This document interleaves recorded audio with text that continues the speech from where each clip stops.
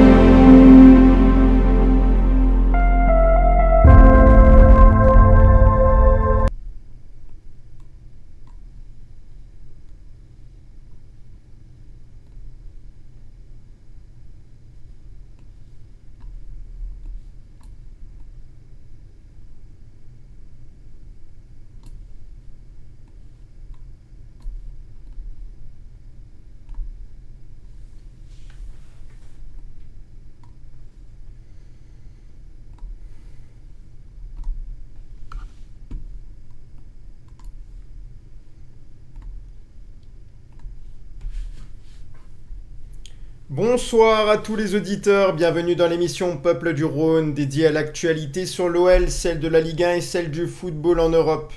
Comme vous le savez tous, nous sommes à la veille du jugement dernier pour l'Olympique Lyonnais, à la veille de connaître la décision définitive de la commission d'appel de la DNCG. Est-ce que l'OL va être condamné, rétrogradé? Et est-ce que ce qui semblait être inimaginable pendant des années va se produire? Est-ce que l'un des clubs les plus historiques de France, le troisième club le plus supporté en France, le Grand OL qui nous a tant fait rêver en Europe dans les années 2000, peut-il s'éteindre? Est-ce que l'institution OL de Jean-Michel Aulas, de Bernard Lacombe, de Gérard Houllier peut disparaître un jour? Est-ce que les dernières actions et réorganisations au sein de l'OL et d'Eagle Football, les dernières injections d'argent des actionnaires du fonds d'investissement Ares, les derniers revenus transferts suffiront à combler ce qui manque auprès de la DNCG? Est-ce que l'OL a ses chances de passer l'appel auprès de l'instance de contrôle avec succès? Que deviendra l'OL de demain? On voit ça ensemble avec les animateurs de l'émission, votre émission Peuple du Rhône. Aujourd'hui avec nous, Adil. Il y a du beau monde aujourd'hui, il y a du beau monde les gars. Jojo. Juju. Damien. On a Greg et Guigui qui sont parmi nous ce soir. La team. Salut. Salut les gars, comment va? Salut les gars, et tout le monde. La forme? Ça va toi? Ouais, écoute, On attend. Ça va. Ouais, on attend. On fait est quelques jours impatient. qu'on t'avait perdu. T'as perdu quoi? Ça faisait quelques jours qu'on t'avait perdu. Ah, je sais pas du tout, j'étais... J'étais un peu perdu quelque part autour de Lyon. On ne dira rien. Donc, Le mec il va faire de la tyrolienne. Oh, je pense qu'on aurait pu faire de la tyrolienne. Donc je commence par remercier les auditeurs toujours plus nombreux à nous soutenir et qui apprécient notre travail. Merci pour votre soutien. N'hésitez pas à continuer de liker et partager comme vous l'avez fait depuis le début. Vous êtes la meilleure communauté fidèle à l'émission. Vous êtes les poumons de Peuple du Rhône. Cœur sur vous. Merci pour les follow. Je vois déjà des follow. Merci beaucoup les gars. Merci à vous tous.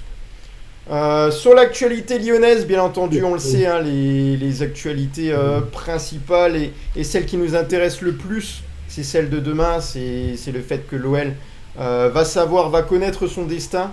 Voilà, dans tous les cas, juste avant, on peut rappeler que les joueurs de l'OL ont repris l'entraînement lundi, sans même savoir du coup si le club évoluera en Ligue 1 ou non et avec quel effectif. Hein, donc il y avait quand même 26 joueurs qui étaient là. Entre la reprise de l'entraînement et le dernier match, il y a 7 semaines qui sont passées. Voilà, donc sur le fait que l'OL est repris quand même assez tard, hein, c'est l'équivalent de Le Havre, Marseille, Metz et Strasbourg qui eux aussi ont repris aussi tard. Voilà, Paulo Fonseca, bien entendu, était là pour animer l'entraînement avec son groupe là de 26 joueurs. Sur la reprise de l'entraînement, c'était à huis clos, les gars? Oui. À huis Huis clos avec autorisation des journalistes de rentrer dans une bonne partie de l'entraînement. Et en sachant qu'avant l'entraînement, il y a eu peut-être 15-20 minutes où les journalistes sont allés en conférence de presse. Mais on n'en sait pas plus. Ok, donc ça c'est une simple information, hein, mais on le sait que notre principale information et le sujet de ce soir, ça va être intense les gars. Est-ce que l'OL va connaître son destin demain? Donc on le sait, hein, les dirigeants lyonnais qui sont à la recherche de fonds, de vente de joueurs, de meilleure maîtrise de gestion de l'équipe. Donc l'OL se prépare pour son appel devant la DNCG. Et Michel Kang et Michael Gerlinger, hein, qui ont été intronisés il y a une semaine comme président et directeur général de l'Olympique Lyonnais, qui pilotent les opérations sauvetage, hein, à partir de Paris, là, dans le but de préparer le passage devant la Fédération française, devant la DNCG, d'appel de la Fédération française de football mercredi et non jeudi, parce qu'à un moment donné, pendant un moment, on entendait parler de jeudi, finalement, c'est avancé. Est-ce que déjà le fait que la date soit avancée, ça signifierait des choses? Parce que je pense pas que la DNCG peut imposer le fait d'avancer un passage. Aux dernières informations, en fait, la date du 10 a été fixée. Hein. La date du 10 a été fixée? Non, la date du 10 n'aurait pas été fixée, on va dire, sûr et certain, en fait. Et c'est aux éléments peut-être qu'a reçu la DNCG et la FFF qui a décidé à le mettre à demain. Mais on va dire le 10 n'était pas vraiment fixé sûr et certain. C'est ce qu'annonce l'équipe tout à l'heure. Hein. Et puis l'OL sera le seul club auditionné par cette instance. Voilà, on le rappelle, et j'avais notamment un petit peu noté tout le parcours et pourquoi on en était là. C'est notamment grâce à Le Progrès qu'on peut retrouver certaines informations. On peut parler de l'origine de tout ça. Donc à l'origine justement... on le rappelle, il y a eu des dates historiques et depuis l'arrivée de John Textor, l'OL n'a jamais été aussi instable au fur et à mesure du temps. Donc on peut rappeler ces dates-là et puis on va en parler petit à petit. Je pense que je vais m'arrêter un petit peu date par date parce qu'il y en a qui sont importantes pour expliquer pourquoi l'OL est dans cette situation-là. Donc le 19 décembre 2022, John Textor, hein, il était déjà propriétaire des clubs de Molenbeek et Botafogo et devient actionnaire majoritaire d'OL Group et il succède à Jean-Michel Aulas qui présidait le club depuis 35 ans. L'ensemble des opérations représente 798 millions d'euros et 86 millions d'euros d'augmentation de capital, soit 884 millions d'euros et 20 millions supplémentaires en compte courant. C'est Jean-Michel Aulas qui avait détaillé cette information. Le 8 mai 2023, il est nommé président exécutif pour 3 ans et Aulas est limogé, lui, 5 mois après la vente. Je parle de Jean-Michel Aulas, pardon, pas de John Textor. Lui reprochant d'être déloyal. Donc là, déjà, il y a une première grosse manœuvre de John Textor. Alors la question, je vais la poser à Guigui. John Textor s'est-il séparé de Jean-Michel Aulas un petit peu trop tôt? Ouais, mais je pense que dans son idée, s'il a repris le club et racheté le club, c'était pas pour laisser quelqu'un gérer à sa place. Tu mets pas autant d'argent pour déléguer. Lui, il voulait gérer un peu tout de manière claire. Et je pense qu'il est 3 ans, il l'a dit pour faire plaisir à Jean-Michel Aulas, mais à mon avis, dans sa tête, il savait qu'il allait le faire entre guillemets partir bien plus tôt. Donc lui, il a peut-être fait partir trop tôt. Il aurait peut-être dû le laisser un peu gérer la partie transition qui lui explique quand même tous les rouages, notamment du foot français, hein, qui visiblement il a du mal à appréhender. On a vu ça avec la DNCG.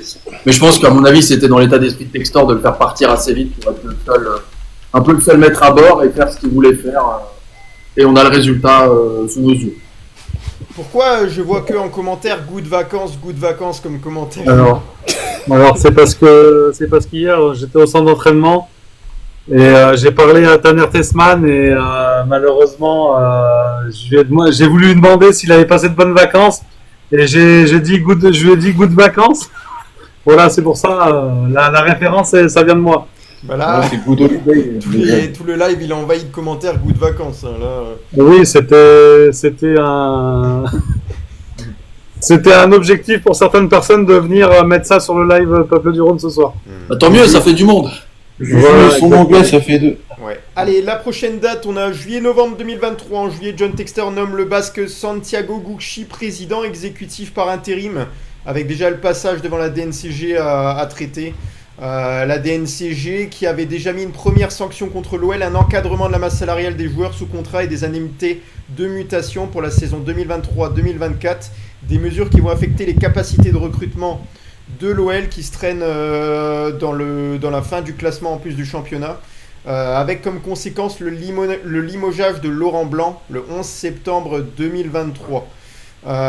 Se séparer, pareil, même question, hein, se séparer de Laurent Blanc, est-ce que c'était une bonne décision? Je sais qu'il y a pas mal de supporters qui a envie de voir ce que ça pouvait donner Laurent Blanc à l'Olympique Lyonnais, et même un an avant, parce qu'on en a parlé l'été avant qu'il arrive déjà.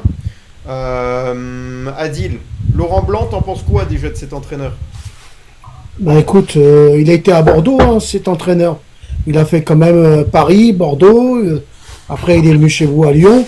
Bah, j'en pense quoi? Tu sais, hein, quand il y a un dirigeant qui ne veut plus d'un entraîneur, il le fait descendre, hein, c'est tout. Hein. On l'a vu avec Pierre Sage, hein, par exemple, pour cette fois-ci. Non, tu sais, maintenant, on a un groupe de joueurs. Si les joueurs ils adhèrent pas à l'entraîneur, bah, qui saute en premier, bah, c'est l'entraîneur, hein, et pas les joueurs. Hein. Les joueurs, ils sont sous contrat. Alors, ils restent, hein, même si on peut les mettre sur le banc. On peut les mettre sur le banc et puis attendre que ça passe. Ensuite, on a eu l'arrivée de Fabio Grosso qui est nommé entraîneur le 16 septembre. Il est limogé à son tour le 30 novembre alors que l'OL est dernier du classement. Il semble un destin un petit peu funeste parce que l'OL commence à rentrer dans les statistiques. On peut penser à un moment donné qu'il peut être relégué en Ligue 2, sauf peut-être les supporters lyonnais qui ont continué à y croire, mais en tout cas il y a des médias qui y croyaient fortement. Déjà l'intronisation là, de Fabio Grosso comme entraîneur de l'Olympique Lyonnais. Greg, est-ce que c'était du coup la pire chose à faire? Bah non, je pense pas que c'est la pire chose à faire. Ça a été un pari raté. Ça arrive. Il y a eu plein de choses. Il y a eu notamment son agression à Marseille avec le Calais-Bus. Il y a eu ces histoires aussi avec notamment des cadres qui a voulu mettre sur le banc. Non, ça a été un pari. Après, c'est pas ça qui a fait que l'OL aujourd'hui est de cette situation. Ça a pas aidé. Mais c'était un pari. De toute façon, c'était un pari très très rapide parce qu'il voilà. Mais après, c'était pas un entraîneur qui était fait pour l'OL, ou du moins pas actuellement. Peut-être un jour, j'en sais rien. Parce que là, il est retourné en série B. Enfin, en série B, il est retourné en Italie. Donc voilà. Mais non, je pense pas que c'était lui c'est un défusible, ok, mais c'est pas à cause de lui que l'OL aujourd'hui est dans cette situation. Ouais. On a janvier jusqu'à juin 2024 avec, on le rappelle, Pierre Sage qui a été nommé en intérim avant d'être confirmé l'entraîneur de l'Olympique Lyonnais fin janvier 2024 jusqu'à la fin de la saison. Lyon remonte jusqu'à la 6e place ce soir de la dernière journée, se qualifie pour la finale de la Coupe de France qu'on avait perdue face au Paris Saint-Germain. Je crois qu'il y en a une là dans les commentaires qui est pour le Paris Saint-Germain, n'est-ce pas, Juju? Oui, Cindy en bas les Parisiennes. Donc voilà Pierre Sage et puis finalement Pierre Sage, on pensait qu'il pouvait rester plus longtemps à l'Olympique Lyonnais, qu'il allait faire une carrière à moyen voire long terme. Pourquoi pas, parce qu'il y avait une nette progression, en tout cas il apprenait assez vite, c'est un entraîneur qui était on va dire intelligent, qui savait communiquer avec ses joueurs, qui savait les motiver, et des remontadas on en a fait quelques-unes avec lui notamment au cours de la saison. Du coup Jojo, des regrets par rapport à l'éviction de Pierre Sage sur ce bilan, on va dire, est-ce qu'il y a encore un des choix de John Textor? Bah moi, de toute façon, je vais vous dire les gars, pour moi l'ère Testor a commencé quand il a évincé Pierre Sage. On savait qu'il avait quelque chose derrière la tête, du coup maintenant les chiffres nous le disent, hein. Mais c'est terrible d'avoir évincé Pierre Sage, parce que pour moi Pierre Sage c'était le coach qu'il nous fallait pour finir la saison. Après voilà, il a pris Paulo Fonseca, mais faut pas, voilà, Paulo Fonseca ça n'a pas non plus changé au change quand même, hein. Il a fait des bourdes pour l'Europa League, il a fait des bourdes pour le derby de Saint-Etienne. Maintenant avec du recul, est-ce que ça j'aurais fait ces bourdes là? Je ne pense pas. Donc voilà, c'est voilà, dommage pour que Testor, ouais, mais il a fait, de toute façon Testor il a fait de la merde du début jusqu'à la fin avec l'Olympique Lyonnais, il faut dire ce qu'il y a, point barre. D'accord. Donc on va refaire la mise à jour. Je sais pas ce qu'il m'a fait. Le 30 juin, bah finalement, on a l'éviction de John Textor. C'était quand? Le 28 juin 2025, il me semble. Il se met en retrait de la présidence de l'OL. Et le 30 juin 2025, soit 2 jours plus tard, Michel Kang, présidente et propriétaire d'OL Lyon, actionnaire d'Eagle Football Group également, est nommée présidente de l'Olympique Lyonnais. On a l'Allemand Michael Gerlinger, directeur du football à Eagle Football Holding, la maison mère, qui devient directeur général de l'OL et succède à Laurent Prudhomme, limogé de son poste fin avril. Donc voilà, ils sont chargés ensemble de plaider le dossier devant la commission d'appel de la DNCG et la décision demain, qui devrait être rendue le jour même selon le Progrès. Voilà, donc c'est, on va dire, déjà on peut faire un petit peu le bilan. J'ai demandé à Juju, finalement John Textor, on a fait un petit peu, on a pris toutes les dates de ses décisions les plus importantes de sa part, qui ont coûté un petit peu la peau de l'OL. Il y a plein de choses qu'on a oubliées, hein, notamment qu'est-ce qui se passe avec les fonds de l'OL. Il y a des choses sur lesquelles on va revenir notamment, mais c'est surtout en parlant d'actualité qu'on va pouvoir rejoindre ces données. Voilà, John Textor finalement. Voilà, tu un petit peu. Pour résumer, je pense qu'il vous, voilà, on a tous compris.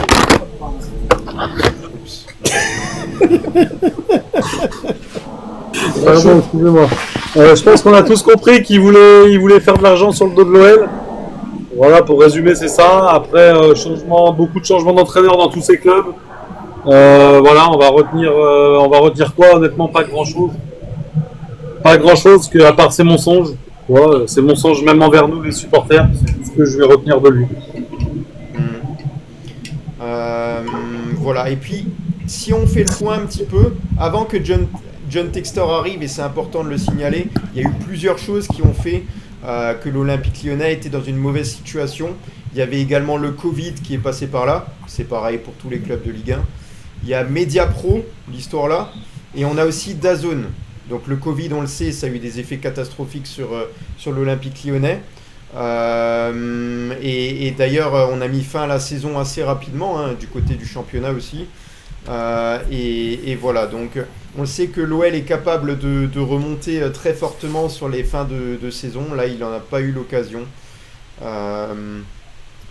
Voilà, et puis finalement, est-ce que, je dirais plutôt pour Jojo, est-ce que finalement la situation de l'Olympique Lyonnais, elle était rattrapable selon toi? Est-ce que c'est simplement un choix de dirigeants qui fait que l'OL est tombé très bas?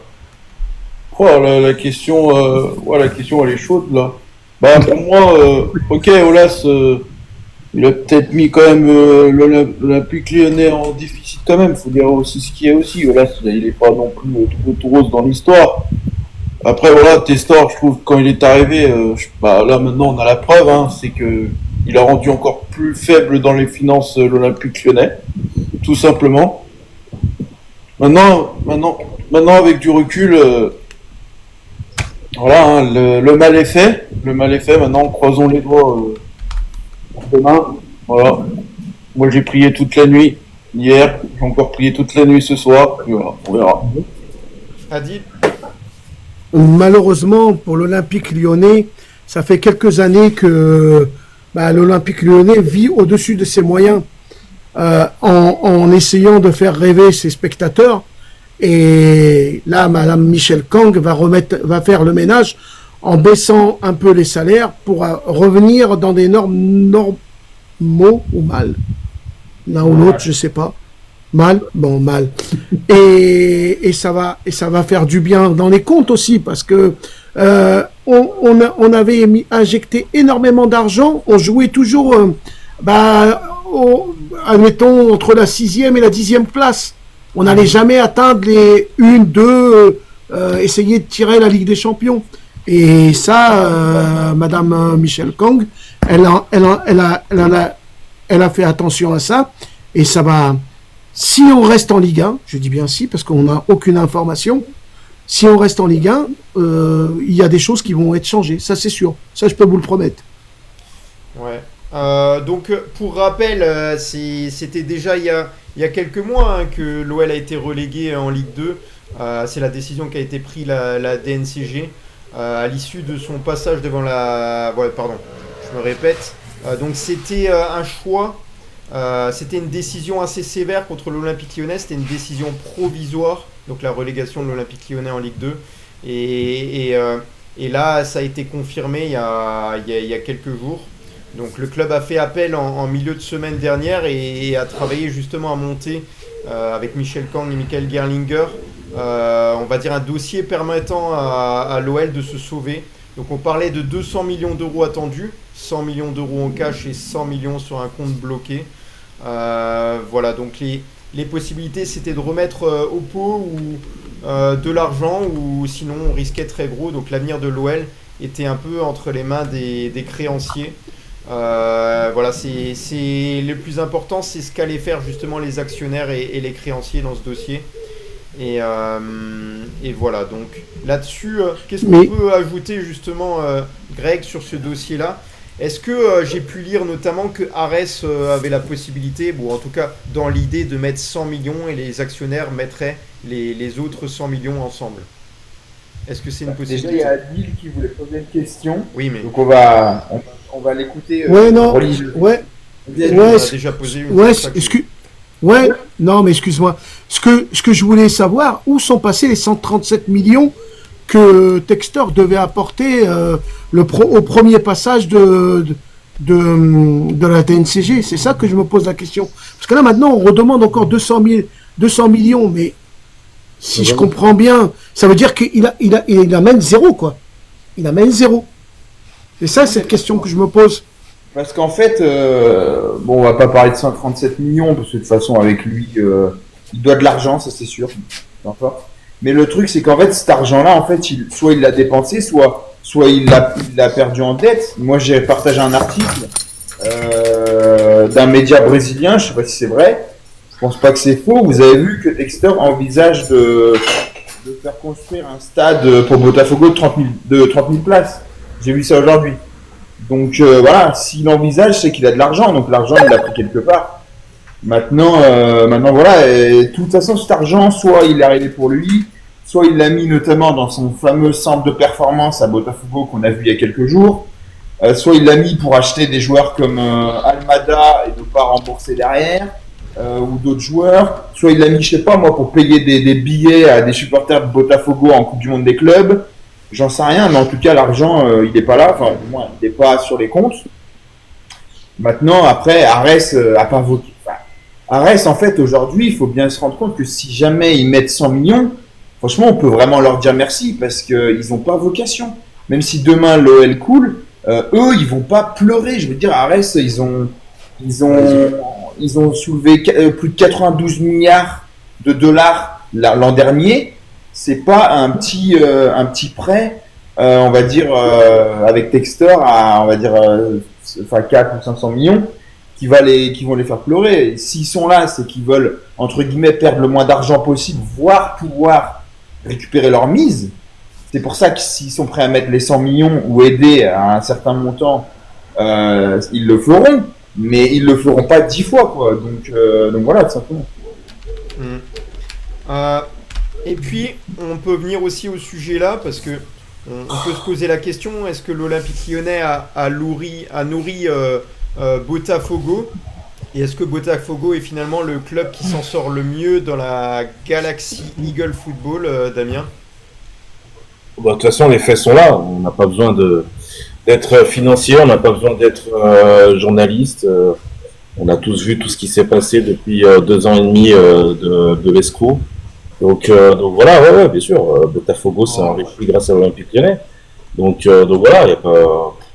Maintenant, on verra ce qui va advenir de notre club. Voilà, j'ai une petite citation que j'ai relevée un peu tout à l'heure pour l'Olympique Lyonnais, c'est chacun a admiré le passé, regrette le présent et tremble pour l'avenir. C'est exactement mon sentiment en ce moment.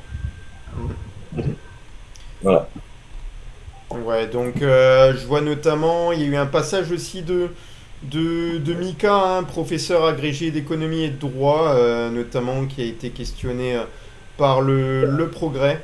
Donc qui a un peu épluché les comptes de l'Olympique Lyonnais pour essayer de comprendre le système financier qui a été mis en place par Eagle et John Textor. Et pour lui, voilà, il n'y a pas de doute, l'Olympique Lyonnais n'a jamais été le club phare de la Galaxy Eagle Football. Il a servi les intérêts du club brésilien. Il a dit, même s'il convient de rester prudent car les comptes d'Eagle Football et de sa holding sont difficiles à décrypter en raison de sa multiplicité des filiales, il paraît désormais assez évident que le club brésilien de Botafogo a été privilégié. C'est le grand gagnant de la gestion en multipropriété mis en place par John Textor et l'OL le grand perdant. Pour plusieurs raisons, moi j'ai envie de préciser, déjà parce qu'on les a bien aidés financièrement, on a versé de l'argent, on va dire, vers leur compte pour que tout se déroule très bien. On a également servi de vitrine pour eux, c'est-à-dire pour attirer des joueurs en leur mettant dans le contrat qu'il y avait la possibilité de rejoindre l'Olympique Lyonnais à telle et telle date ou en cas de différentes conditions. Botafogo aussi a une belle équipe. On se demande d'ailleurs si finalement l'Olympique Lyonnais affronte Botafogo. Est-ce que vous êtes sûr que l'Olympique Lyonnais s'imposerait face à cette équipe? À Paris, on a fait les frais. Ouais. On l'a vu. Ouais, on enlève la domination de Le PSG a dominé, mais même si le PSG a dominé, au final, Botafogo a gagné. Ça, on peut. Oui. Moi, je pense que tu mets un Noël à 100%, il n'y a pas match. Ouais. Il n'y a pas match du tout. Pour moi, c'est pas du tout. Ouais, c'est vrai que c'est pas le même. Je pense pas qu'il y a match. Enfin, un Noël à 100%, tu mets un Fofana, tu mets un Lacazette. Pour moi, je pense qu'on les bat et haut la main, il n'y a pas de souci. Défensivement, je pense qu'ils nous tuent tous les jours, hein, Botafogo. Nous, défensivement, on est à la rue. Hein. Oui. Ouais, non, mais il faut arrêter avec Botafogo, personne ne voit aucun match. Là, on parle d'un match contre le PSG. Le PSG, il faut arrêter, ils s'en fichent. Aujourd'hui, le PSG, ce qui leur compte, c'est quoi? C'est qu'ils sont en demi-finale. Botafogo a eu de la chance. Textor nous fait croire que son équipe est la meilleure du monde. Écoute, c'est bien, John, bravo. Mais non, mais faut arrêter. Enfin, c'est des joueurs. Greg, t'as ton avis, j'ai le mien. Tu peux pas dire il faut arrêter, j'ai mon avis. Pour moi, je pense que Botafogo peut gagner l'Olympique Lyonnais. Enfin, c'est mon avis. Et là, il y a pas de souci, mais tu me dis que défensivement, à la limite, c'est genre la défense de l'Italie à la Coupe du Monde 2006. Faut pas abuser. C'est des joueurs que personne connaît. Jair Cunha, franchement, tu le mets en Europe ou quoi, tu peux. Je veux bien, je suis d'accord. Mais après, je suis pas. Enfin, moi, en tout cas, je suis pas d'accord que. Enfin, tu peux pas comparer. C'est hyper. Mais Après, Greg, il est surcoté, moi, donc de base, alors voilà. Greg, j'aimerais te contredire sur un truc, mais il faut dire que Botafogo a réussi à contenir les attaques parisiennes. Et Paris, c'est une des équipes de meilleure d'Europe. Paris, on n'a rien à faire totalement. Tu mets l'équipe du PSG en finale de Ligue des Champions contre celle de Botafogo. Désolé, il n'y a pas match. Pour moi, il n'y a pas match. Après, t'as peut-être raison, mais. Voilà. Après, je ne dis pas que j'ai raison, hein, chacun a son avis, je respecte. Mais ne me dites pas que la défense de Botafogo, genre ça y est, on connaît pas un joueur. Après, Moi, je pour pense rejoindre, pardon, Adil. après, pour rejoindre Greg, franchement, le match qu'on a vu contre Manchester, franchement, ils ont, au match retour, ils ont fait quand même un très très bon match, même si à la fin ils perdent. De dire que Lyon, avec l'équipe qui avait l'année dernière, aurait perdu contre Botafogo, après ça reste qu'un match amical. Et un match amical, tout le monde peut gagner, tout le monde peut perdre. Alors, de dire que Lyon est moins bon que Botafogo, bon, ben, je sais pas. Alors, à aucun moment. Et n'oubliez pas. Non, j'ai pas dit. Damien, j'ai pas dit. Non, mais à aucun Damien, moment, je dis que Lyon est moins bon. Je pense que Botafogo peut battre l'Olympique Lyonnais, je pense. Et n'oubliez pas un truc. N'oubliez pas un truc, c'est que tout l'argent que Textor a envoyé au Brésil, si vous voulez, la valeur n'est plus la même. Quand tu amènes des euros et que tu es la monnaie brésilienne est largement plus basse que l'euro. Ça veut dire que quelqu'un qui vient avec de l'euro au Brésil, attention, hein, il peut faire ce qu'il veut. Hein. Ouais, mais Cindy elle a raison, hein, ce qu'elle dit. Hein.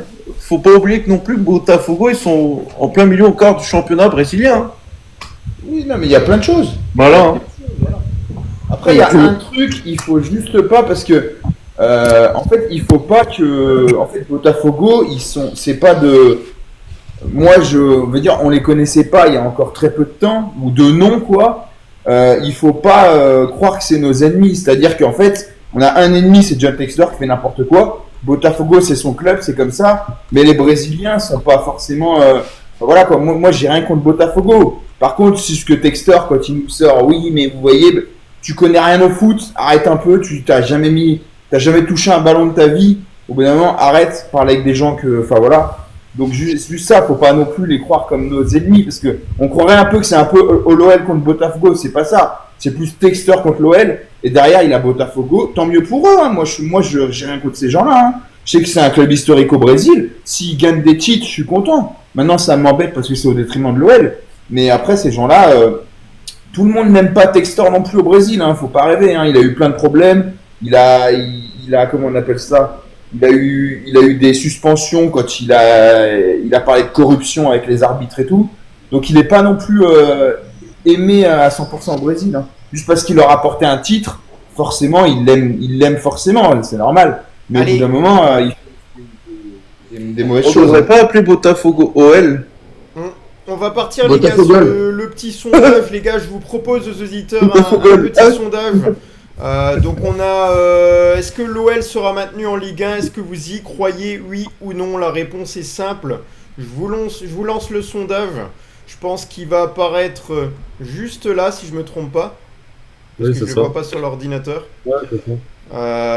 Voilà, donc n'hésitez pas à répondre. Vous avez 10 minutes, on regardera les résultats après. N'hésitez pas à m'y faire penser si je zappe. Et tu le vois, Olive, excuse-moi de te couper, tu le vois juste au-dessus de tes commentaires normalement. Ouais, t'as raison. Merci.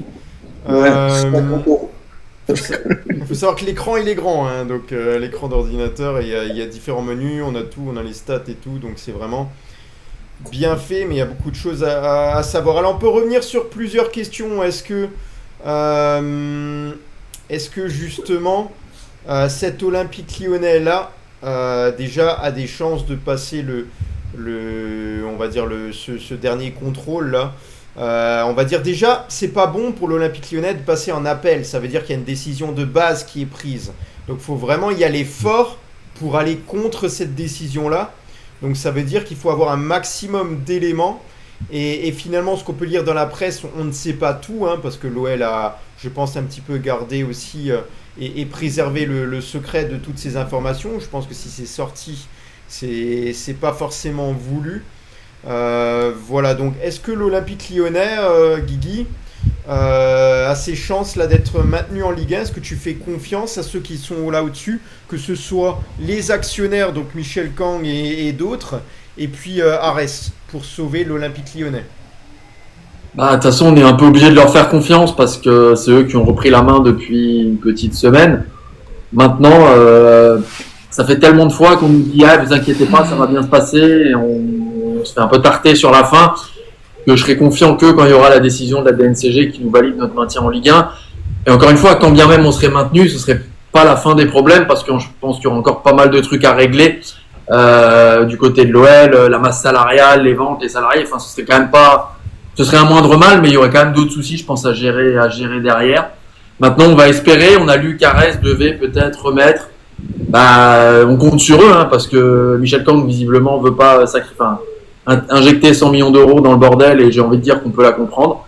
Il faut espérer qu'Arès, qui eux ont les moyens de le faire entre guillemets sans trop de problèmes, le fasse, et c'est notre dernière chance. Hein. Je veux dire là, c'est un peu flippant quand même, hein. Mais c'est vrai, je pense que ça reste notre dernière chance, et espérer que l'argent soit sur le compte de l'OL et pas ailleurs, quoi.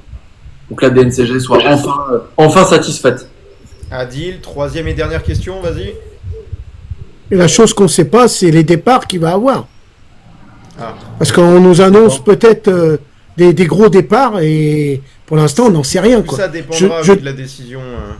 Voilà, je donne pas de nom parce que je sais pas si tu vas pas l'avancer sur un thème plus tard, mais il risque d'avoir des départs. Oui, il y a certains noms, on en parlera, mais je pense que on le sait un petit peu, et les informations aussi qui sont tombées dans la journée. On va en parler tout à l'heure, les gars, du mercato, donc n'hésitez pas à rester avec nous. Je sais que ce soir, l'émission est assez tard, mais on ira assez vite.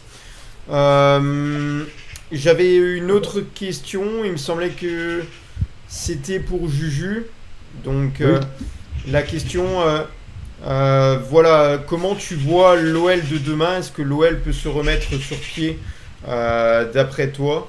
Et voilà, je sais que tu étais au Groupama Stadium ces derniers jours, que tu as répondu notamment à quelques questions du progrès. Il y a également Damien qui a été questionné. J'ai pas la vidéo, les gars, parce que malheureusement il y a marqué le progrès et tout dessus, donc je l'ai pas diffusé. Mais voilà, que t'ont posé les questions d'ailleurs les journalistes, et qu'est-ce que tu leur as répondu? Les journalistes voulaient avoir des paroles de supporters pour savoir dans quel état d'esprit on était, tout simplement. Donc voilà, on a dit qu'on était inquiet quand même. Voilà. Donc tout à fait normal que Lyon ne pouvait pas descendre en Ligue 1. Voir un stade, j'avais le stade qui était juste à côté en face. Je leur ai dit que moi je pouvais pas voir un stade comme ça, un grand stade avec une équipe jouer en Ligue 1, en Ligue 2 ou même en dessous. Donc c'était impossible, que je concevais pas de voir Lyon en Ligue 2 tout simplement. Voilà, donc là-dessus, là sur l'actualité lyonnaise, on a d'autres choses, on va les attaquer petit à petit. Je vais remettre ça, le sondage il avance bien, les gars. On regarde, n'hésitez pas. Ouais, ça me semble, vous semblez assez confiants, les Lyonnais, et supporters d'autres équipes, sur le maintien de l'Olympique Lyonnais dans ce championnat de France. Pour le moment, on a à la moitié du chemin, 33 votes en faveur. Vous pensez que l'OL reste en Ligue 1, et 6 votes contre. Donc voilà, il y en a qui restent méfiants, et c'est normal d'avoir une part de méfiance quand on sait qu'on n'a pas pu faire confiance à nos dirigeants ces derniers temps. Merci pour les 52 000 likes, merci à tous, hein. N'hésitez pas à liker, à partager, n'hésitez pas à follow la chaîne également, parce que vous êtes nombreux. N'oubliez pas que l'entière rediffusion de ce live sera aussi sur YouTube, que vous pouvez aller follow également, hein. Vous tapez simplement Peuple du Rhône. Donc voilà, n'hésitez pas, merci à vous. Voilà, donc là sur la situation là, est-ce qu'il y a autre chose que vous avez envie de parler? On peut toujours évoquer ce sujet à nouveau à la fin, hein, et même durant la libre antenne, parce qu'on a encore d'autres dossiers à voir. Qu'est-ce qu'on peut rajouter encore? Il y a une info qui vient de tomber aux États-Unis, donc Iconic Sport a bien porté plainte le 3 juillet contre John Textor à propos de 93 millions de dollars. John Textor a aussi porté plainte pour fraude contre les membres d'Iconic. Voilà. Ah ouais, ok. C'est le stade. Donc on va dire que ça commence. Donc on va savoir des choses là-dessus. Ouais, moi j'ai Oui, une question là, à poser à Greg, parce que j'ai vu ce matin un article. C'est quoi l'AFP? L'AFP? L'agence France Presse. Alors, apparemment, donc ce que j'ai vu ce matin, selon l'AFP, je redis exactement ce que j'ai vu, selon l'AFP, il n'y a aucun chiffre qui a fuité de la DNCG pour Lyon. Apparemment, il n'y a aucun chiffre. Ils savent pas le chiffre qui a donné à la DNCG. Donc les 100 millions, ce serait du vent, quoi. Des 100 millions et 200 millions, apparemment, il n'y a aucun chiffre qui a fuité, les gars. Selon l'AFP, ça le met. Alors j'aimerais bien le retrouver. Selon l'AFP, il n'y a aucun chiffre. Bah, après, je le dis comme ça en gros. Il n'y a aucun chiffre qui a été fuité, qui a fuité pour soi-disant que Lyon doit donner 100 millions d'euros à la. Enfin, il doit donner, ouais, pas donner, mais qui doit avoir 100 millions sur les comptes de l'OL, plus 100 millions supplémentaires. Ah ouais. Ah bah, là, j'ai essayé de retrouver l'article là pendant le live là. Et puis, Où cet article? vous le lirez. Bah, je l'ai vu ce matin, je crois que c'était sur 90 minutes score, un truc comme ça là. D'accord. Et après, il y a un mec qui parle et tout. On voit que c'est un dialogue et tout, donc c'est pour ça. Je voulais pas trop en parler pour faire espérer les gens, mais bon. J'ai vu ça ce matin. Ok. On va attaquer d'autres dossiers. On aura peut-être la possibilité de revenir là-dessus. Moi, je vous propose, les gars, de décompresser un petit peu. Je vous propose, avant de voir les résultats du vote, notamment, on va partager le nouveau maillot de l'Olympique Lyonnais, donc domicile, et vous allez me dire ce que vous en pensez. Voilà. Celui-ci. Donc j'avais une petite description avec notamment qui a été partagée. Donc voilà le maillot de la saison 2025-2026 à venir. Une tunique qui rend hommage aux racines antiques de la ville. Donc voilà, le club rend hommage avec cette tunique aux racines antiques de la ville, autrefois appelée Lugdunum, du temps où la ville était la capitale des Gaules. Ce nom antique est inscrit sur le col arrière du maillot. Le nouveau maillot est composé d'une base blanche avec une bande centrale rouge et bleue qui traverse un visuel inspiré d'une mosaïque gallo-romaine imprimée sur le devant. Voilà, donc Adil, pour commencer, qu'est-ce que tu penses de ce maillot? Ouais, moi je le trouve joli. C'est surtout le Adidas qui se trouve maintenant ici, là, au niveau il se trouve là en grand, et je le trouve vraiment joli. Même le bleu, je le trouve joli là. Le dernier qu'ils ont sorti, je crois que c'est celui de l'extérieur, le bleu. Non? Oui, l'autre, c'est l'extérieur. Ouais. Et je le trouve aussi joli. Et le blanc avec le lion, là, celui-là aussi, maintenant, je le trouve très joli. Ok, Jojo, qu'est-ce que tu penses de ce maillot? Bah, moi, je trouve qu'il me fait rappeler un peu le maillot des années 90. Un petit rappel, je trouve. Il est pas mal. Alors, plus de ça, si on le voit de plus près, il y a des sortes de motifs sur le blanc. Si vous le zoomez un peu plus, les gars, vous verrez qu'il y a des motifs sur le blanc. C'est pas un blanc uni, il y a des motifs. Donc, je trouve que ça fait un bon petit design. Donc, ouais, il va finir dans mon armoire, celui-là, si on reste en Ligue 1. Juju. Ah, il va pas rester dans ton armoire. Ouais. Moi, ouais, j'aime bien. Après, il va finir. Après, je trouve que les maillots de domicile se ressemblent beaucoup par rapport aux années précédentes. C'est souvent le même, voilà, les bandes bleues, rouges et bleues, c'est souvent ce qui revient. Après, je l'aime bien, oui, je vais sûrement l'acheter dans l'année. Donc, toi, dans l'année, toi. Attention, Damien dans l'année. oui, parce que là, j'ai le budget vacances qui arrive, donc c'est pas pour l'instant. Ah, excuse-moi, ma biche. Voilà. Damien? Moi, il sera bientôt dans mon armoire. Voilà. Les gars, Greg, si c'est pour le laisser dans l'armoire, ça sert à rien. Bah écoute, moi j'en achèterai un des trois, je sais pas encore lequel. J'attends de voir le troisième qui sort, qui sera logiquement gris de ce qu'on a vu. Après je verrai, mais celui-là, oui, je le trouve sympa. J'aime bien aussi le fait qu'on change, qu'on mette le Adidas au-dessus du logo, ça donne un petit style. Donc pourquoi pas, voilà. Mais j'attends de voir le troisième et j'en achèterai un des trois. Guigui? Bah écoute, très, très sympa. On attend juste le badge Ligue 1 dessus pour qu'il soit encore un peu plus joli. Exactement. Et ouais, sans doute comme Greg, voir la tête des trois et peut-être en prendre un et peut-être attendre la fin du mercato aussi si on veut floquer un mec derrière. Et par contre, il y a un bémol cette année, c'est qu'il n'y aura pas la taille à Juju. Voilà. Ah bon? T'es pas mignon, toi. Et c'est quoi? Juju, désolé. Et c'est quoi sa taille? Et toi, Olivier? Bah du coup, moi je trouve que ce maillot-là, il est très original.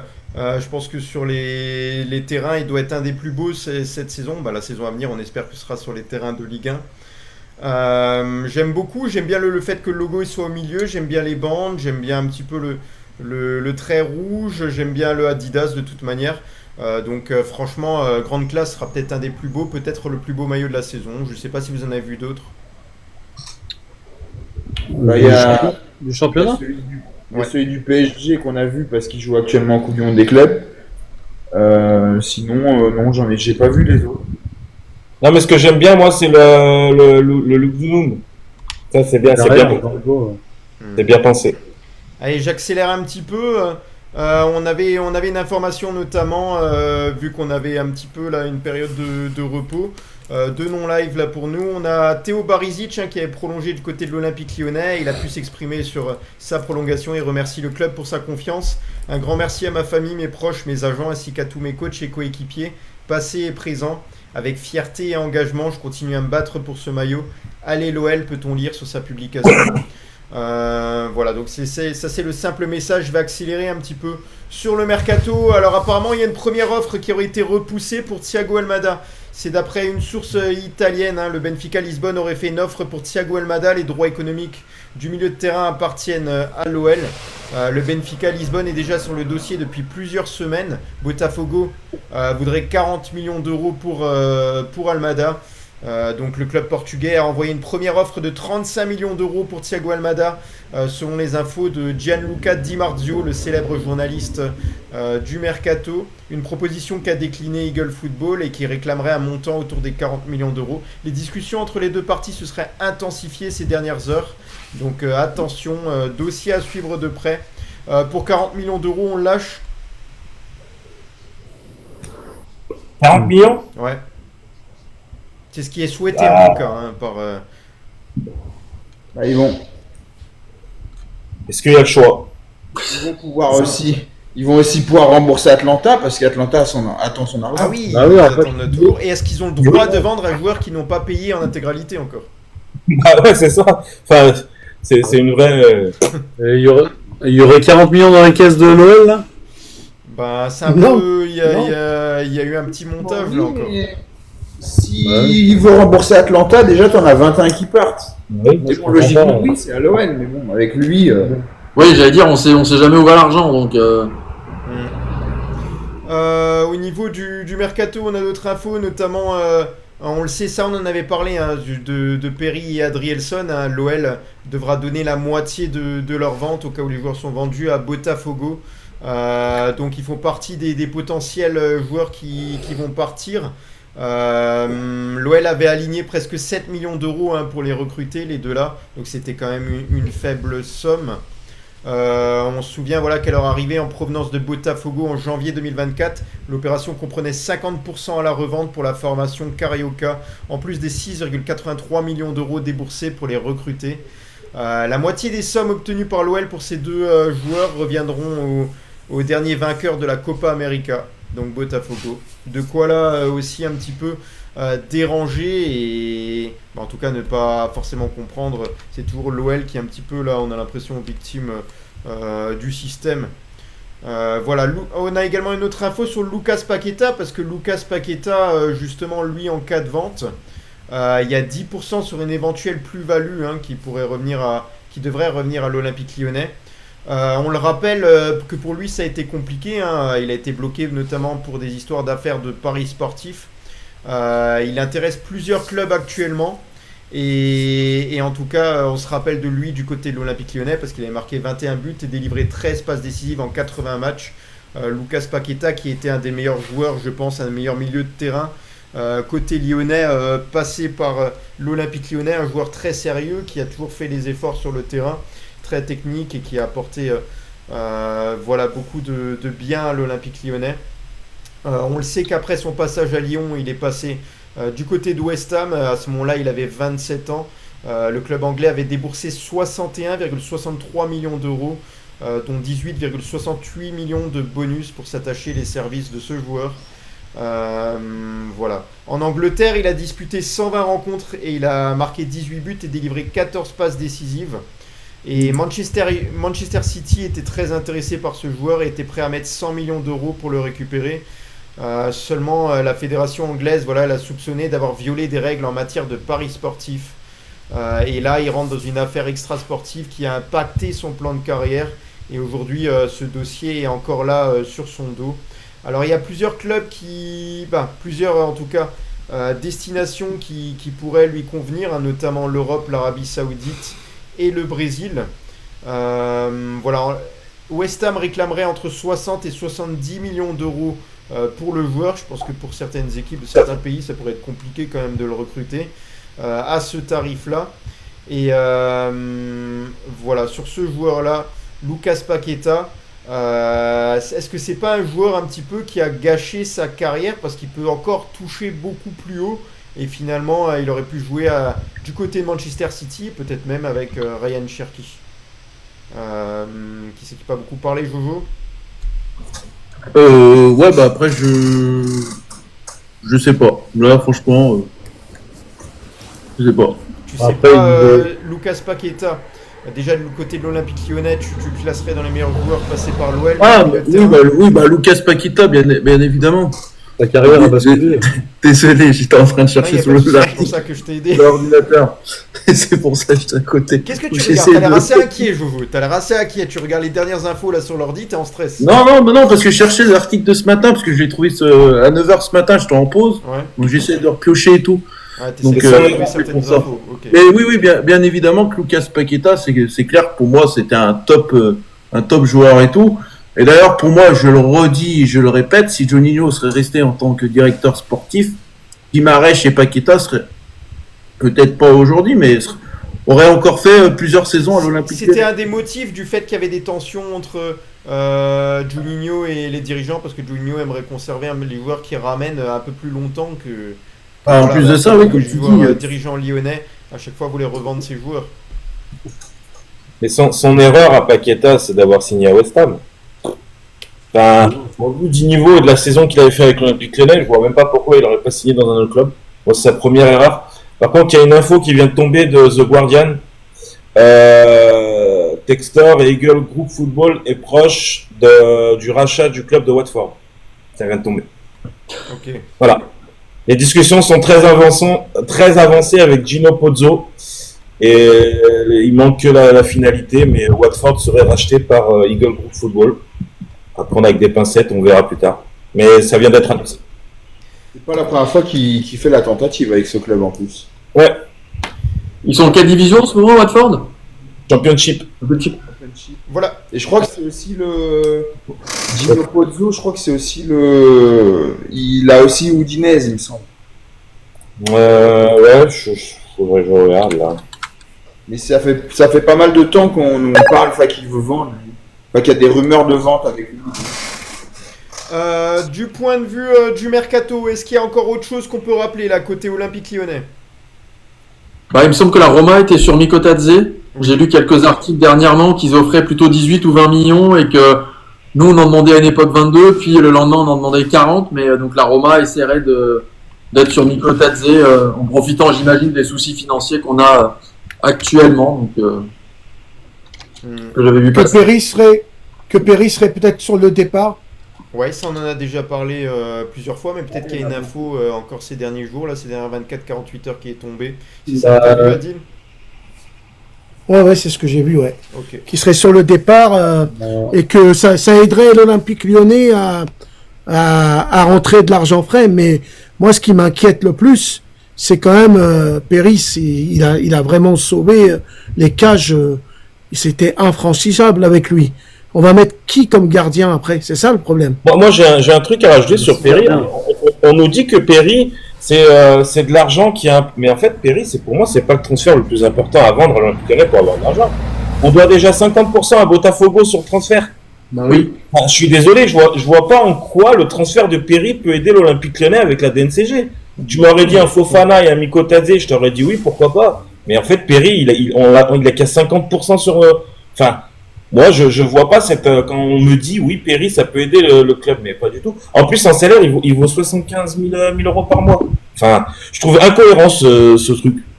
Après, c'est Ouais, peut-être franchement, si c'est pour prendre Max Turner à 6 millions et 250 000 baluches par mois, franchement, enfin, effectivement, soit tu fais une vente énorme, si c'est pour le vendre à 25 millions, t'en récupères 12,5. Enfin, franchement, autant le garder, quoi. Enfin, effectivement, à ce moment-là, tu fais une très grosse vente. Or, type Fofana, mais ouais, on était plutôt content de le récupérer. Ça fait à peine 1 an et demi qu'il est là. Ouais, ça m'embêterait de le voir partir pour ce type de montant, quoi. C'est juste une grosse perte sportive et tu récupères pas tant d'argent que ça. Après, c'est sûrement aussi Textor qui connaît très bien ses agents parce que il a le Brésil qui aussi peut-être est derrière et qui dit vite, vendez-le comme ça, 50% va à Botafogo. Hein. C'est peut-être aussi ses agents qui lui cherchent un club, hein, parce que Textor a demandé. Hein. C'est aussi possible. Hein. Je sais pas qui est son agent, mais ça doit être un Brésilien. Je sais pas si vous avez vu, apparemment Lyon prévoit de doubler le prix de Mikotadze. On en a parlé. Ouais. C'est Guigui qui l'a dit. Ok. Pour accélérer un petit peu, on a également Guigui m'a dépensé. une information là, Mercato, on peut toujours y revenir durant la libre antenne, on verra. Bernard Lacombe, est-ce que lui on peut avoir du nouveau du côté de l'OL? On le sait, on aimerait avoir un peu plus, on va dire, une plus belle image du côté du Groupama Stadium, pourquoi pas. On le rappelle, Bernard Lacombe, malheureusement décédé le 17 juin dernier. Pour être honoré une fois de plus à Gerland et à Dessines.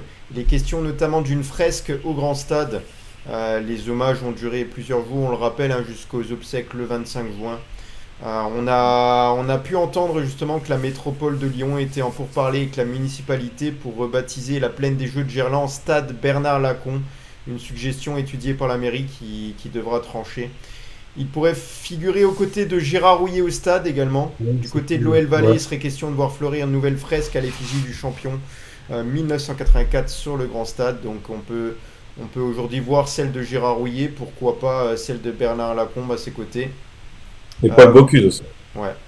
Le club y aurait déjà songé, il aurait discuté avec la famille Lacombe. Si ce projet voit le jour, il fera donc en concertation avec les proches de l'avant-centre décédé. On peut rappeler aussi que John Textor, qui est plus là d'ailleurs, avait confirmé la tenue d'un hommage lors du premier match à domicile de la saison 2025-2026. Et il avait également évoqué la création d'un lieu à sa mémoire au Parc OL. Donc voilà, autour de Bernard Lacombe. On va parler un petit peu là de ce qui s'est passé, parce qu'il y a Eagle Football qui a fait machine arrière à propos de l'appellation du club de Molenbeek. Au plus grand plaisir des supporters belges. Donc John Textor a fait face ces derniers jours à la désapprobation des supporters de Molenbeek, parce que John Textor voulait changer le nom de Molenbeek. Donc il avait choisi de changer le nom du RVD Molenbeek en Daring Bruxelles, une modification qui avait mis en colère les supporters. Voilà, finalement maintenant le logo original, il restera inchangé. Il y a eu un communiqué officiel, le club belge annonce un retour à l'identité originelle. Le RVDM conserve ses 4 lettres magiques après concertation. Les dirigeants vont faire part de leur décision de maintenir le nom originel du Racing White Daring Molenbeek, de conserver l'acronyme RVDM, les 4 lettres magiques, de la sortir du nom de Bruxelles afin de servir les intérêts du club à l'international. Le logo qui a été créé en 1973 restera inchangé et le nom Bruxelles, lui, sera simplement adjoint. Voilà ce qu'a communiqué le club, de quoi soulager les supporters molenbeekois. Voilà. Et puis on apprend aussi que l'Olympique Lyonnais aura un match amical à jouer le 23 juillet prochain à Dessines face à cette équipe-là. Voilà, autour de ça. Est-ce qu'on a d'autres choses? Pour moi, j'ai un petit peu fait le tour là. Est-ce qu'on peut rajouter autre chose autour de l'OL, que ce soit la décision de demain ou il y a autre chose sur laquelle vous voulez revenir? Olivier, dernière minute. Ouais. Simplement, il y a, comment il s'appelle, Ours Polaire, c'est ça, qui est sur le live et qui a expliqué que l'équipe a sorti un article. Donc on a vu ça, je suis sur l'article. Donc je vais vous lire en gros les tenants aboutissants, pas tout, mais une partie. Donc c'est sur la rétrogradation de demain. Alors rapidement, je fais pas tout, mais au vu de la situation, donc la DNCG devrait rendre son verdict très rapidement, sans doute dans la soirée, donc demain. Même s'ils mettront ensuite plusieurs jours pour rédiger la décision et l'envoyer aux dirigeants lyonnais. Donc est-ce que on aura la décision nous demain, ou est-ce qu'il faudra attendre, on va dire, donc on verra ça.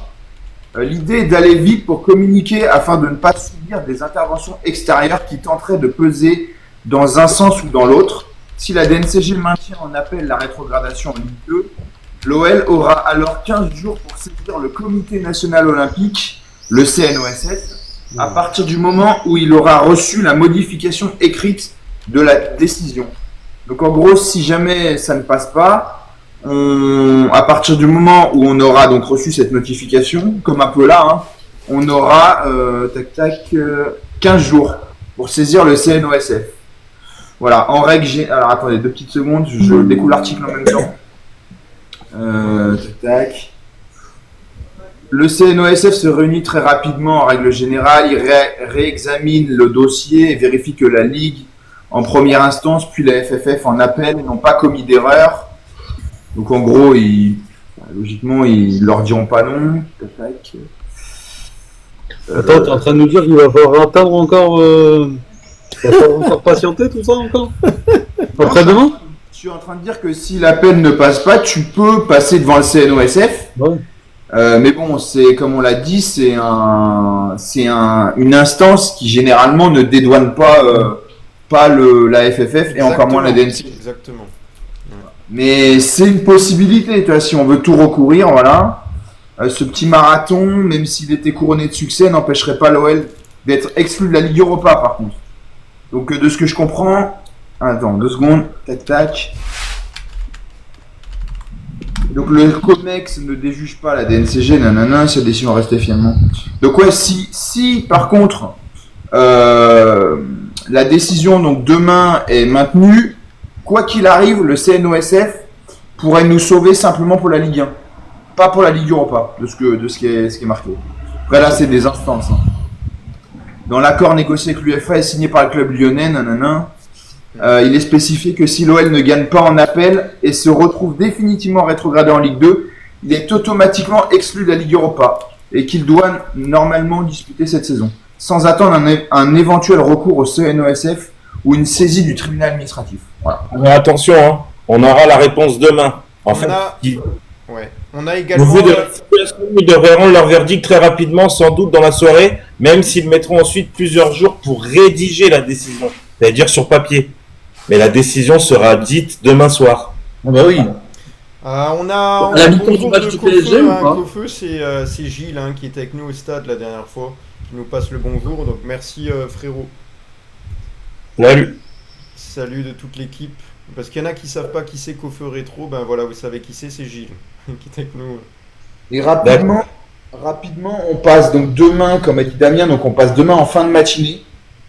Et on aura donc, je sais pas moi, la réponse en soirée. Donc ceux qui voient à 15h que l'OL est maintenu, que l'OL descend, ne réfléchissez et ne croyez pas. Parce que la décision sera en soirée. Voilà. Et de toute façon, il y a des journalistes, notamment Julien Froment que j'ai découvert, qui je trouve donne des très bonnes infos sur la DNCG notamment. C'est lui qui avait donné l'info comme quoi l'OL était rétrogradé en Ligue 2. Donc à la limite, lui, vous pouvez aller le suivre, mais il y en a forcément, il y a des petits plaisantins qui vont balancer des infos à 14h, 15h. Ça y est, c'est bon, on n'y est pas. Donc avant, regardez les journalistes entre guillemets importants et voilà, avant d'attendre. Mais logiquement, début de soirée, donc je pense pas avant 18h à mon avis. Voilà. Ouais. Voilà, donc on a passé beaucoup de temps là-dessus. Il y a déjà 1h01 et 58 secondes d'émission qui sont passées. On a un petit peu de retard parce que, comme vous le savez, c'est très important ce qui se passe autour de l'avenir de l'Olympique Lyonnais. On va attaquer, je pense, la fraîche Ligue 1 assez rapidement avec Greg. Allez, Greg. Oui. Alors, c'est quand donc, alors, je vais aller rapidement. Donc, il y a le Paris FC qui serait prêt, c'est selon l'équipe, à faire une offre de 40 millions d'euros pour Mathis Ablin. Voilà, c'est vraiment l'attaquant qu'ils veulent. Est-ce qu'ils la feront? On verra bien, mais en tout cas, ils seront prêts à faire une offre de 40 millions d'euros. Le Paris FC qui est tout simplement quand même assez ambitieux parce que dans cette remontée en Ligue 1. Lille qui vend Gabriel Gudmundsson, donc latéral gauche, il part à Leeds pour 12 millions d'euros. Donc Gudmundsson, en fait, je pense que c'est le remplaçant tout simplement de Junior Firpo. qui devait peut-être devenir à l'OL, c'était la rumeur. Bon, il ne viendra pas à l'OL, il est libre. Voilà, donc Gabriel Gudmundsson, 12 millions.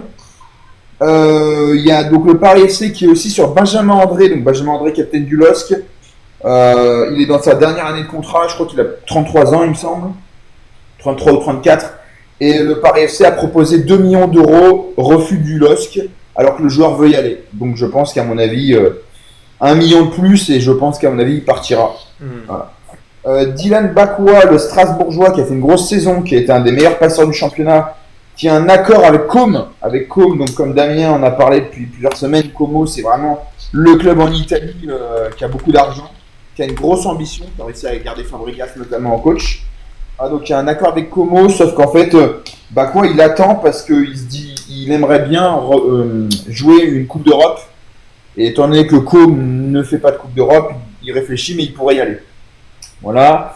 Il y a Nice, et ça va nous intéresser, qui a, on va dire, évalué les sommes des joueurs qui veulent vendre. Alors, Evan Nguessan, c'est 30 millions d'euros. Pablo Rosario, c'est 10 millions d'euros.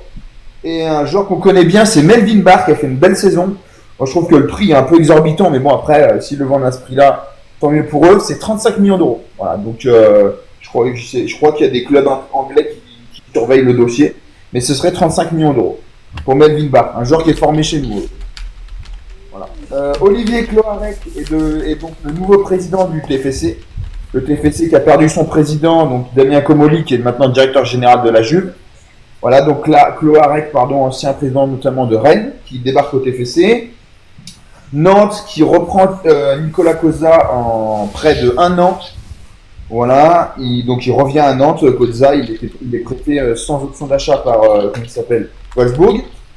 La GIA, donc la JOCR qui fait un mercato intéressant, qui va donc vendre encore un ancien lyonnais, comme quoi il y en a eu de la qualité dans la formation lyonnaise, Gaëtan Perrin, qui va partir à Krasnodar pour 4,5 millions d'euros. Voilà, donc tout est ok, ça va bientôt être officiel.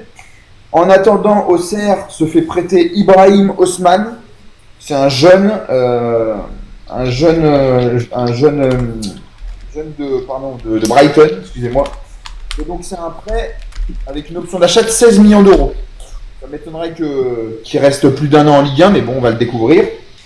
Auxerre qui est également sur Oussama Ezazouzi, un Marocain, voilà, que Adil connaît peut-être, qui joue à Bologne et qui est estimé à 2 millions d'euros. Voilà, j'enchaîne. Ça, c'est le gros dossier, c'est que Marseille donc, cherche un ailier. Ils ont réactivé la piste Igor Pacquiao. Et en fait, ils ont fait une offre à 28 millions d'euros quand même. C'est pas rien pour le joueur de Feyenoord, sauf que Feyenoord veut plus. Ils veulent plus que 30. Et voilà, pour l'instant, Feyenoord refuse, mais on va voir. Marseille fait le forcing. Lens, qui recrute son deuxième gardien, c'est Gourtner. C'est un ancien gardien donc, de Amiens, il a 36 ans. Donc c'est le deuxième gardien du RC Lens, donc derrière Robin Risser. Donc voilà, ça se trouve on le verra, si on a la chance de rester en Ligue 1, on le verra dès notre premier match, parce qu'on va là-bas. On va retrouver Pierre Sage. La Roma qui est sur Neil Elainaoui, qui a fait une offre à 20 millions d'euros. Pour l'instant, il n'y a pas eu de réponse de Lens, mais bon, 20 millions d'euros, c'est une belle somme. Peut-être qu'il va partir, c'est une possibilité. Il y a un accord entre Watford, on en parlait, et le Montpellier Hérault pour Othman Mahama, c'est un jeune joueur. Voilà, c'est un accord. Tout est ok normalement, donc ça devrait être officiel bientôt. Montpellier, justement, qui fait un mercato quand même ambitieux pour la Ligue 2. Ils se sont fait prêter Nathanaël Mboukou du Dynamo Zagreb. C'est un ancien de Reims et notamment de Saint-Etienne. Prêt avec option d'achat. Le Havre aussi, ça va intéresser Adil, les supporters havrais, qui a donc passé la DNCG, sauf que le Havre a un encadrement de sa masse salariale. Déjà, voilà. Ils vont pas pouvoir faire n'importe quoi avec les transferts, enfin les salaires. Milan Skriniar qui va partir à Fenerbahçe. Offre de 13 millions d'euros, donc 12 plus 3 de bonus que le PSG aurait accepté. Donc ça va être fait. Skriniar va quitter Paris définitivement. Il était prêté à Fener cette saison. Il y a Brest qui est sur Junior Diaz. C'est un jeune joueur défenseur central de 3. Donc voilà, qui a fait 39 matchs en Ligue 2. Qui a fait une belle saison. Et il est évalué à 4 millions d'euros. Donc on va voir ce que ça va donner. Saint-Etienne qui recrute Chico Lamba, qui est un défenseur aussi, un portugais. Paraît-il que c'est vraiment un très bon joueur, un bon prospect. Ils ont quand même payé 8 millions pour lui à Estoril. Voilà, donc il va jouer en Ligue 2. Rennes, Quentin Merlin, qui est donc sur le départ de Marseille. Lens, qui avait donc perdu son... Alors j'ai plus le nom en tête, c'est un nom assez compliqué, mais qui était sur un attaquant danois qui a filé à Norwich. Lens maintenant est sur Sebastiano Esposito. C'est un attaquant de l'Inter qui a été prêté à Empoli et qui a mis 10 buts la saison dernière. Il y a une grosse concurrence, il y a notamment le Betis et dessus. J'ai bientôt fini. Marseille qui va donc affronter le FC Séville le 2 août en amical et Aston Villa le 9 août. Des matchs de préparation, donc voilà, c'est un beau programme pour Marseille, pardon. Strasbourg qui recrute Soumaïla Koulibaly, donc un ancien de Brest, qui était prêté à Brest cette saison par Dortmund. Et qui donc, Strasbourg a mis 8,5 millions d'euros, c'est un jeune joueur qui reste en Ligue 1 donc. Et dernière chose, il y a Panos Katseris, c'est un joueur du FC Lorient. Lorient dont on parle peu dans ce French Ligue 1, mais qui est remonté dans l'élite, qui va logiquement partir contre 2,5 millions d'euros. Il va s'engager avec le club de Pise. Pise en fait qui est promu en Ligue 1, en Serie A, comme notamment Sassuolo cette saison. Voilà, c'est tout pour moi. Voilà. D'autres infos sur la Ligue 1, les animateurs? C'est bon? Hop. On va attaquer l'Europe Arena assez rapidement avec Damien qui nous a préparé également sûrement des dossiers intéressants, tout comme l'a fait Greg. Ouais, justement, on va parler Coupe du Monde des clubs. La première demi-finale a lieu en ce moment. C'est la deuxième mi-temps entre Fluminense et Chelsea. Chelsea mène 1-0, un but de João Pedro. Donc, ils ont recruté il n'y a pas longtemps et qui a pu jouer ce match. Et il a marqué son j'en premier savais but. rien. Tu vois, tu nous donnes une info en direct, c'est bien. Ouais. Ah, j'en avais parlé sur l'Europe Arena, ouais. Ah, c'est top. Et du coup, en 18 minutes, il marque son premier but avec Chelsea. Donc voilà, Chelsea est en finale. Bon, Dame, il est portugais? Il est portugais, excuse-moi de te couper.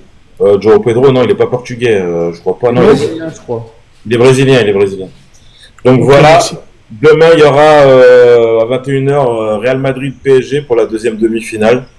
On verra si les Parisiens seront en finale. Et juste une petite aparté, en ce moment, ça a commencé, il y en a qui commencent les premiers tours des qualifications de la Ligue des Champions. Donc pour vous dire, ils commencent déjà le 8 juillet à jouer des matchs pour se qualifier pour la Ligue des Champions. Donc c'est incroyable, il y a des clubs d'Estonie, Gibraltar, Luxembourg, Kosovo, Albanie, Arménie. Voilà, donc il y en a, ils pourraient se qualifier pour la Ligue des Champions, ils auraient commencé le 8 juillet, donc c'est incroyable. On verra, mais bon, quand on voit les équipes, on doute. Mais bon. Sinon, côté transfert, j'en avais parlé, il y a pas mal d'Europe Arena, ça y est, c'était officialisé par Everton. Tierno Barry de Villarreal s'est engagé aujourd'hui, il a passé sa visite médicale. Contrat de 5 ans, il me semble, 32 millions d'euros. Donc voilà, joli transfert pour Villarreal et Everton. On verra si ce joueur va s'imposer en Angleterre.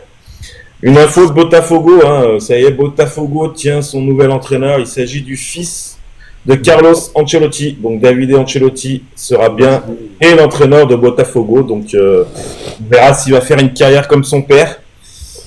Pourquoi pas? Il était son adjoint, mais je pense qu'il sera quand même l'adjoint de son père pour la Coupe du Monde. J'ai pas eu de précision, mais je pense que si, il reste quand même dans le staff du Brésil, vu qu'il entraîne un club du Brésil, donc voilà. Je vous en avais parlé il y a pas longtemps, il avait résilié son contrat, il avait plus de contrat avec l'Atlético de Madrid, il vient de s'engager aujourd'hui avec le club de Sunderland pour 2 années. Donc on verra ce que ça donne. Aujourd'hui, le Bayern en ce moment c'est très compliqué pour eux. À chaque fois qu'ils veulent un joueur, c'est refus total. Donc ils ont du mal à recruter. Aujourd'hui, des contacts avancés avec Nkunku, le joueur.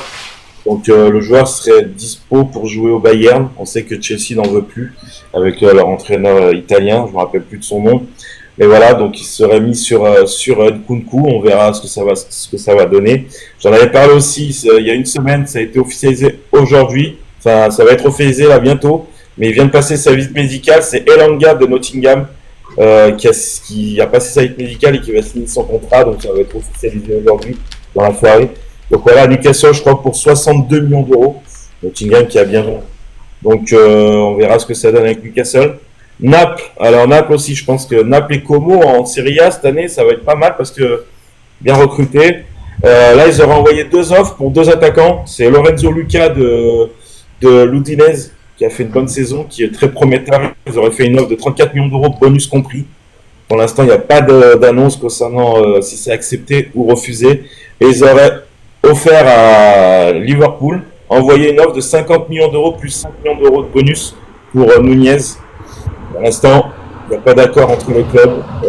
Voilà, on sait que Nunez serait intéressé. Pour Lorenzo Luca, je ne sais pas. Galatasaray qui aimerait récupérer Osimhen. Donc Galatasaray aurait fait une offre officielle à Naples de 55 millions d'euros. Donc le joueur est déjà OK pour rester, pour revenir, on va dire, à Galatasaray, qu'il y a joué. Et l'offre serait de 55 millions d'euros. Je ne sais pas si Naples va accepter ou pas. On verra. Noah Lang, qui était pisté un temps par l'Olympique de Marseille, va bien rejoindre Naples. L'accord a été trouvé aujourd'hui avec le PSV Eindhoven. Un accord de 25 millions d'euros plus 2 millions d'euros de bonus et 10% à la revente. Donc Noah Lang devrait normalement s'engager avec Naples d'ici avant ce week-end. Côté Bayern, il y a Luis Diaz qui serait mis d'accord avec le Bayern Munich. Peut-être une première bonne recrue pour le Bayern. Voilà, Luis Diaz, on sait que une grosse polémique qui a éclaté parce qu'il n'était pas à l'enterrement de Diogo Jota et tout. Le club, voilà, aimerait s'en séparer maintenant, pas n'importe comment. Il demande entre 70 et 80 millions d'euros. Voilà, donc Luis Diaz, je pense qu'il pourrait vraiment partir de Liverpool. Maintenant, où ça? On verra si c'est au Bayern. Farioli, j'en avais parlé, donc ça a été officialisé par Porto et tout, hein, les gars. Mais Porto lui a mis une clause libératoire à 15 millions d'euros. Donc pour un entraîneur, c'est pas mal quand même, 15 millions d'euros. Donc on verra si un club un jour voudra de Farioli. Carreras, c'est aussi un joueur qui devait normalement signer avant la Coupe du Monde des clubs au Real Madrid. Il le voulait absolument pour qu'il joue la Coupe du Monde des clubs. Bon, il a joué avec le Benfica. Mais Carreras va bel et bien s'engager au Real Madrid après le Mondial des clubs. Il y a un accord qui a été trouvé entre toutes les parties.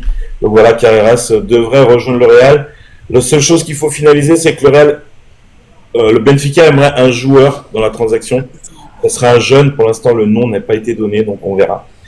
Gyökeres, ça touche au but, les gars. Gyökeres devrait bien rejoindre Arsenal. Alors écoutez l'histoire de Gyökeres. Il a quitté sa femme.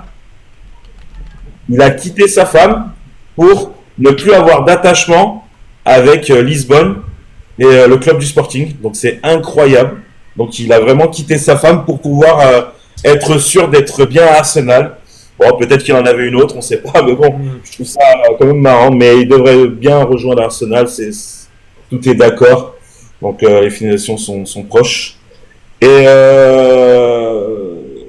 c'est un accord. Ah oui, Arsenal. Donc Arsenal touche au but pour Madueke de Chelsea. Donc il va aussi s'engager à Arsenal d'ici avant le week-end. Donc c'est annoncé, l'accord est trouvé de 50 millions d'euros. Chelsea l'a acheté pour 35. Donc voilà, Madueke devrait bien rejoindre Arsenal. Voilà, Olivier. Voilà. Dame, Bien aimé j'ai une la question à te réaction de poser. Hugo, J'avais raison encore, les gars. J'avais raison. Bien Je dit. pourrais signer à Arsenal. Il y a eu une grosse blessure pour un joueur du Bayern de Munich. Musiala, ouais. Ouais, attends, Ouais. on laisse dire à Est-ce que ils sont déjà en train de chercher un remplaçant parce que la blessure, quand on voit le joueur tomber, c'est une grosse blessure. Ça, c'est le premier point. Et sur le championnat des clubs, on n'a pas eu de grosses blessures à part celle-là. On n'en a pas entendu des grosses. Ça veut dire que il y aura plein de joueurs qui pourront retourner dans leur championnat dès le début août ou Et septembre. Ça à dépend. savoir- C'est un bon rétablissement À savoir quand même ce genre de il a eu beaucoup de chance parce que ce genre de blessure normalement C'est vrai que j'en ai ça peut tenir ta carrière de foot et tout. Là, il a eu beaucoup de chance. Je trouve que 4-5 mois, je suis content pour lui quand même. J'en ai pas parlé, c'est vrai. Oui, grosse blessure. Il s'est fait opérer avec succès aujourd'hui. Ouais. Voilà. Voilà. Pour information, juste ça, Joao Pedro vient de marquer son doublé avec Chelsea. Voilà. Donc pour Musiala, pour l'instant, il n'y a pas trop d'infos. Je pense que ils vont devoir trouver un remplaçant, bien sûr. C'est un joueur. Les images, Oui, non, ils sont spectaculaires. Non, mais la blessure, elle est horrible. Elle est horrible. Même pour Donnarumma, c'est vrai qu'on n'en a pas parlé, mais Donnarumma, tout le monde crée à la polémique. Enfin bref, c'est dans le feu de l'action. Il est arrivé, en plus, il prend le ballon. Comme par hasard, manque de peau, sa jambe, elle s'est bloquée derrière. Voilà. Bon, après, voilà, c'est le football, c'est comme ça. Il a pas non plus voulu lui casser la jambe. Après, après Greg Donnarumma, il n'a pas fait tout un foin quand il a pris le crampon Oui, non, au mais... niveau de la pommette. mais c'est le jeu. C'est le jeu, c'est le jeu. Hein. C'est le football, il y a du contact. Mais pour l'instant, à l'heure actuelle, pour l'instant, ça parle pas de le remplacer, mais ça va le remplacer. C'est un joueur qui est très important. Et j'espère qu'il pourra jouer la Coupe du Monde. Parce qu'il y a une Coupe du Monde qui arrive en 2026. Est-ce qu'il sera en forme? Est-ce qu'il aura repris? C'est triste. C'est comme ça, c'est le football. C'est là que ça se trouve, le dossier Fofana va s'accélérer parce que c'est typiquement. Ah, mais c'est vrai. Barcola, le PSG a dit que c'était fini. Je vois pas pourquoi il partirait, donc il n'y a plus énormément de monde. Luis Diaz, ça va être très compliqué, donc c'est vrai que là, le dossier va peut-être s'accélérer. Fofana, quoi. Ouais. C'est moi qui l'ai muté. Voilà, est-ce qu'on a fait le tour des dossiers Europe? On va passer à la libre antenne sinon. On peut l'annuler, la libre antenne. On passe la libre antenne, par contre, j'aimerais faire quand même une innovation quand même. Faut qu'on la fasse, Olive, là. Allez les gars, on va passer à la libre innovation, antenne, quoi. on va accueillir Cindy. Salut Cindy, comment tu vas? Bonsoir les Lyonnais, écoutez, moi je vais bien, je croise fort les doigts pour vous demain. J'ai suivi toutes ces mésaventures malheureusement avec vous. Voilà, donc et aussi félicitations parce que ce live va très bien tourner ce soir, donc bravo à vous aussi. J'avais une question qui en amène une autre, mais avant tout j'ai une mission ce soir. Voilà, Juju, je te vois te décomposer. Nous étions, pour la plupart de la communauté de Juju, nous étions sur le live de Juju hier. Et nous avons besoin d'entendre et de vous faire sourire les Lyonnais. Donc voilà, c'est cadeau, c'est pour nous. On veut vous faire sourire avant cette dernière journée angoissante. C'est parti. C'est parti. Oh, mais c'est quoi Jojo là, tu l'as fait? Il faut mettre le son, non? Attends, je peux pas regarder le portable et tout faire en même temps. Ah non, c'était pas ça que je voulais moi, mais c'est pas grave. Je n'imagine pas, c'est du jamais vu, ça sera pas qu'on est là aujourd'hui. C'est moi là. Attendez, il y en a plein. Hein. Il y en a plein. Hein. Non, mais c'est le goût de vacances qu'on voulait entendre. Ouais, alors moi c'est Juju qui va être responsable de déclencher ça parce que franchement je pense que la conversation est incroyable. Donc Juju, je te laisse mettre cet extrait qui nous a tous régalé. Arrêtez. Voilà, vas-y, on t'écoute. Bon, hier, pour ceux qui n'étaient pas là, hier je suis allé au centre d'entraînement et j'essaie de parler avec les joueurs. Et puis vous connaissez mon super anglais. Voilà, mon anglais est parfait. Donc voilà, je voulais... Allez, écoutez, franchement, vous allez vous régaler. Bonjour ta mère, les vacances sont bien passées? Nickel. D'autres vacances? Je sais pas comment on dit. Donc le goût de vacances est passé complètement normal, sans pression. Ah mais il reste pas que le goût de vacances parce qu'il a dit salut ta mère. Ta mère. Non, il est ta mère. Ouais, mais si t'écoutes, tu croirais sa mère, hein, quand même. Alors 2 minutes, c'est quand même un comble que Adil essaye de reprendre sur les mots parce que toi, oui, c'est quand même, oui. Bon, du coup, je vais revenir à un petit peu de sérieux. J'ai une question, du coup, qui en amène une autre. J'en ai un petit peu parlé avec Dame brièvement sur le live de Juju tout à l'heure. Moi, j'ai vu une info passer, enfin une info ou une intox passer 5 fois aujourd'hui, quand même, sur l'Olympique Lyonnais. Parlant de 54 salariés de l'OL qui auraient été payés, alors que vous en avez que 30 dans les effectifs. Du coup, je me demande, où est passé, du coup, encore une fois, cet argent, et est-ce que, donc la deuxième question, c'est, est-ce que ça peut être considéré, devant la justice, comme détournement de fonds? Très bonne question, alors je pense qu'il faudrait s'y connaître pas mal en droit pour savoir tout ça, mais je pense qu'il y a eu forcément un montage. Il y a déjà beaucoup de joueurs, comme dit 54 joueurs dans un club. On n'est pas non plus les clubs en Angleterre, Première Ligue, qui accumulent les joueurs. L'Olympique Lyonnais n'a pas la possibilité, on va dire, de pouvoir gérer autant de salaires. Après, est-ce que c'était les plus gros ou pas, c'est pas la question. C'est que c'est surtout des joueurs qui n'ont pas évolué avec l'Olympique Lyonnais. C'est aussi ça qui peut poser problème. Donc voilà, s'il y en a qui ont d'autres avis sur la question, c'est assez complexe, hein. Il nous faut peut-être encore plus d'infos, mais ça fait partie un petit peu de ce que John Textor est capable de faire. Oui, Juju. Ah, c'est qui a parlé? C'est Jojo qui a parlé? Le truc, je peux répondre, hein, c'est tout simple. Hein. Botafogo, OL, Molenbeek et puis son autre club là appartient à Testor. Donc je sais pas, ça appartient à Testor. Donc je sais pas si c'est considéré comme un détournement de fonds. Ben non, parce que du moment que l'argent transite par Eagle Football Group. Ouais, oui, il y a histoire. Comme a dit Olivier, c'est des montages financiers. Donc, on sait que c'est un escroc, non, mais je pense quand même qu'il n'a pas fait n'importe quoi avec cela, même s'il a fait n'importe quoi, parce que c'est des joueurs qu'on n'a jamais vus à Lyon. Mais je pense qu'il s'est quand même un peu renseigné de comment faire sur ce montage-là. Mais après, on saura dans le futur. De toute façon, tout est en train de tomber petit à petit. Donc, ça va sortir. Ah, pardon, vas-y, excuse-moi. Non, pardon. Je disais effectivement, tous les jours ou presque, on en apprend une. Donc si Gerlinger et je sais plus comment s'appelle notre nouveau directeur financier, un mec qui doit gérer un peu tout ça, s'il va contrôler à l'intérieur, il va peut-être se rendre compte qu'il y a des mouvements qui sont pas clairs ou qui sont uniquement au détriment d'un club. Et je sais pas si lui, dans son job, ça va être de remettre ça au propre. On va espérer qu'il le fasse, mais ça reste quand même inquiétant comme information, quoi. Mais du coup, est-ce que vous, en tant que supporter lyonnais, vous tous ici présents, vous aimeriez qu'il y ait des... Je sais pas, c'est peut-être une question bête, mais est-ce que vous aimeriez qu'il y ait des suites judiciaires contre Textor ?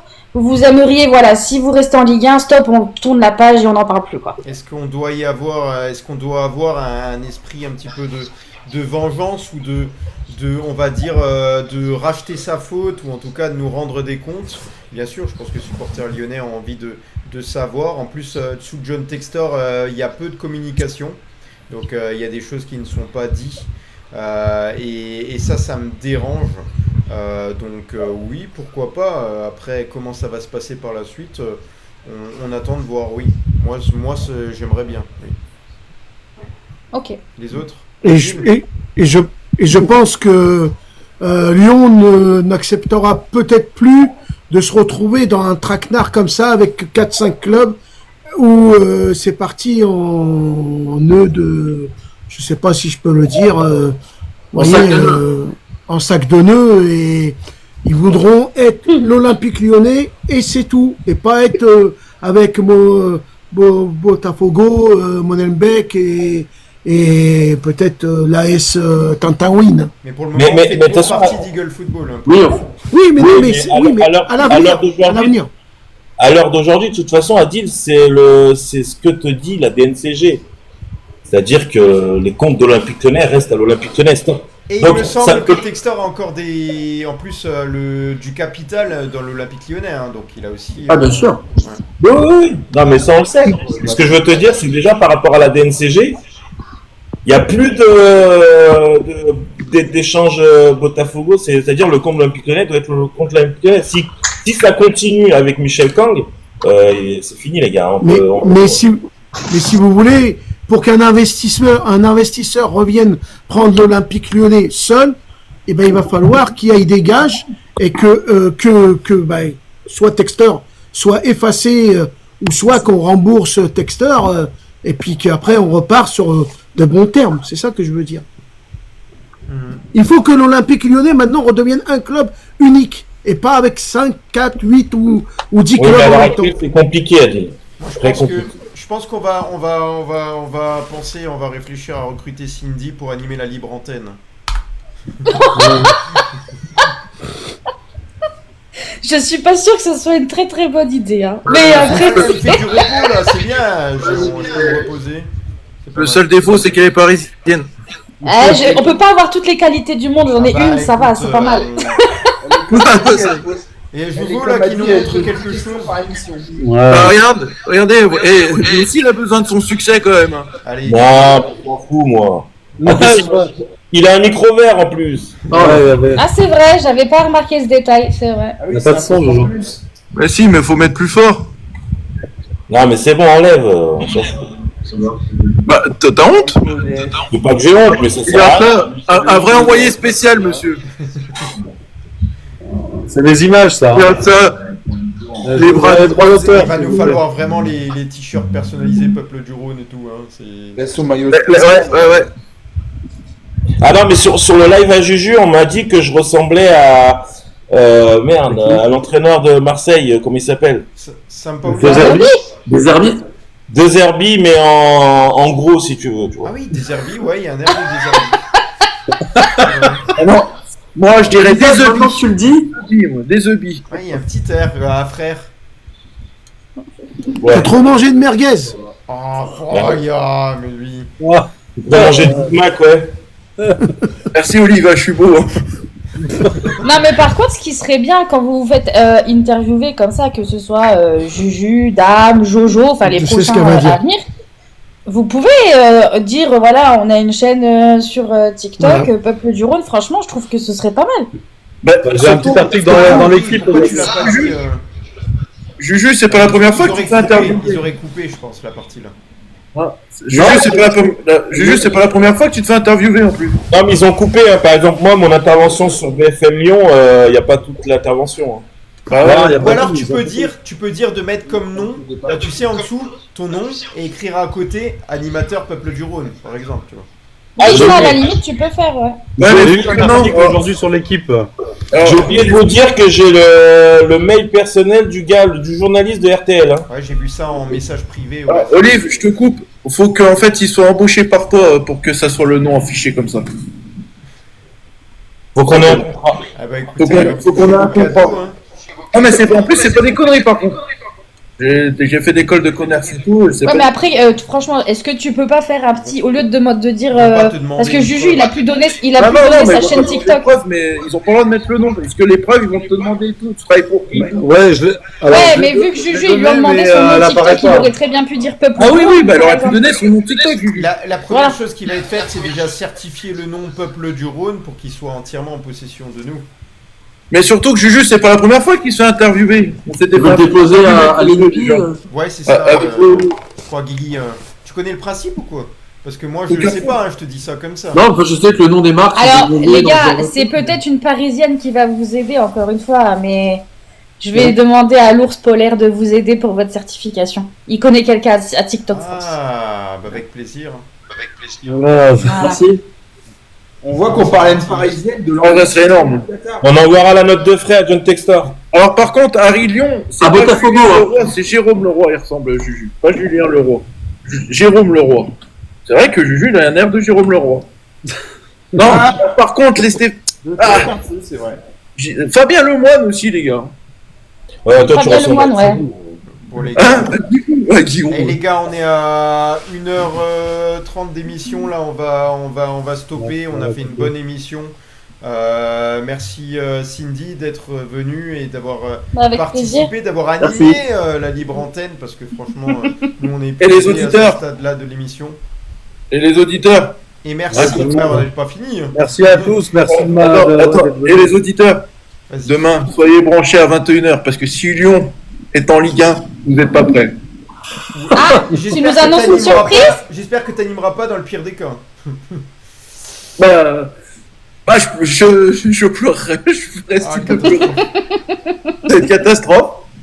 Mais bon, voilà, on sera là quand même. Hein. Ah, on avait les résultats des votes. Je Donc crois que les, je gens, dors. les auditeurs pensent à 86% que l'Olympique lyonnais se maintiendra en Ligue 1. Voilà, donc je pense qu'ils resteront en Ligue 1. Moi, en fait, non, moi j'en sais rien. En fait, moi, c'est Mais t'as pas demandé 50, l'avis à tout le monde, aussi là. indécis. Pour Pardon. finir, Olive, demande l'avis à l'équipe, là. Pour vous, est-ce que Lyon va finir Ouais, voilà. c'est bon, on est à 1h31 d'émission. On va parler Et chacun. on sait ce va qu'on pas veut, faire on veut un petit on tour. veut que l'OL en Ligue 1. Moi, je croise les doigts de main, les doigts d'orteil, et voilà. Voilà, alors les Moi, gars, c'est ce tout, soir... c'est tout ce que je vous souhaite pour le Ouais. championnat de France et puis pour votre club historique. Voilà Merci tout ce beaucoup. que j'avais à dire. Alors ce soir, 135 000 likes, il me semble que c'est un record, je crois que j'en suis sûr même. C'est un record, les gars, on avait déjà dépassé 100 000, mais pas 135 000. Donc félicitations à tous les auditeurs, merci beaucoup pour votre soutien, c'est vous hein, le poumon du peuple du Rhône qui permet de nous donner de la visibilité, de grandir et puis de pouvoir à l'avenir essayer de faire des choses qui vont, on va dire, nous permettre de progresser et vous permettre aussi de vous informer. Comme dit, on vous propose le programme autour de l'Olympique lyonnais, on débat sur l'actualité, sur la fraîche Ligue 1, sur l'Europe Arena, on fait vraiment un bon travail d'équipe. Demain soir, Jojo est là, il est en live. Demain soir, Peuple du Rhône continue, donc on sera là. Alors, dans quel état, je ne sais pas. Dans Pardon. quel état, je ne sais pas. 10 heures de taf dans Voilà, les... on espère qu'il Voilà. aura le sourire pendant le live, parce que sinon, je sais pas comment je vais pouvoir regarder la rediff, parce que ça va être chaud. Voilà, donc merci à tous, merci à tous les auditeurs. Je vous souhaite une Merci bonne à tous. soirée. Nous sommes le Bonne peuple du soirée. Rhône, mais c'est surtout vous qui êtes le peuple du Rhône. Merci beaucoup les gones. Allez, ciao ciao. Ciao, merci à tous. Ouais, ouais. Ciao, ciao, les gars. Bonne soirée. Ciao, ciao. Et croisons les doigts pour demain. Yes.